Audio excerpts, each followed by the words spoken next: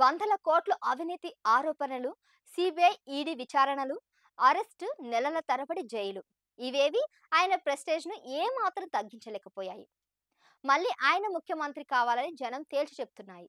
రాజకీయాల్లో కేసులు, ఆరోపణలు, జైలుకెళ్లడం చాలా కామన్ అని, బాగా పరిపాలిస్తే తమకంతే చాలని అంటున్నారు. దేశ రాజధాని ఢిల్లీ ప్రజల మనోగతం ఇది.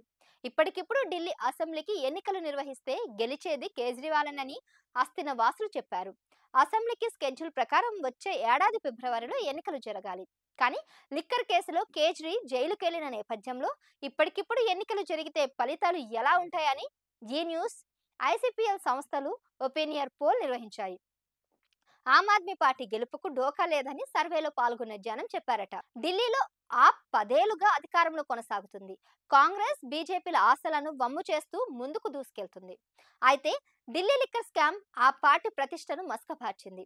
డిప్యూటీ సీఎం మనీష్ సిసోడియాతో మొదలైన అరెస్టులు కేజ్రీవాల్ అరెస్టుకు దారితీశాయి. ఒక పక్క ఎన్ఫోర్స్మెంట్ డైరెక్టరేట్, మరో పక్క సిబిఐ కేజ్రీవాల్ కు చుక్కలు చూపిస్తున్నాయి. ఈడీ కేసులో ఆయనకు సుప్రీంకోర్టు ఇటీవల బెయిల్ మంజూరు చేసింది. అయితే సిబిఐ కేసు ఇంకా పెండింగ్ లో ఉండడంతో ప్రస్తుతం జైల్లోనే ఉన్నారు. కేజ్రీవాల్ జైల్లో ఉండడం తమకు ఎన్నికల్లో పాజిటివ్ అంశంగా మారుతుందని ఆప్ కాడర్ భావిస్తుంది.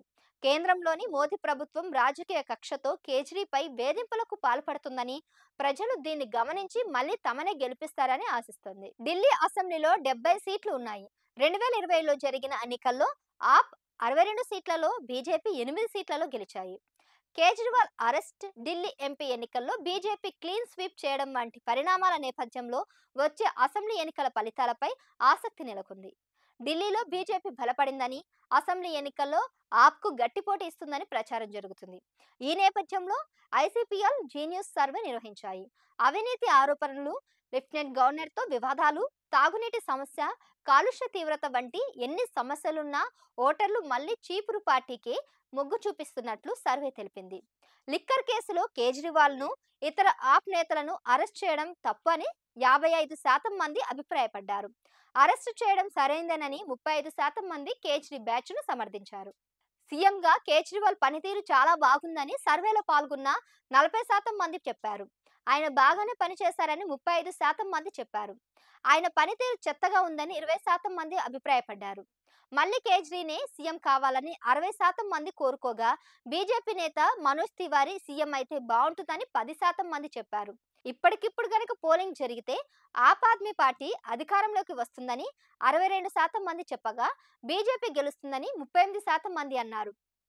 ఆప్కు 50 నుంచి 60 సీట్లు, బీజేపీకి 10 నుంచి 20 సీట్లు, కాంగ్రెస్కు 5 సీట్లు రావచ్చని సర్వేలో తేలింది.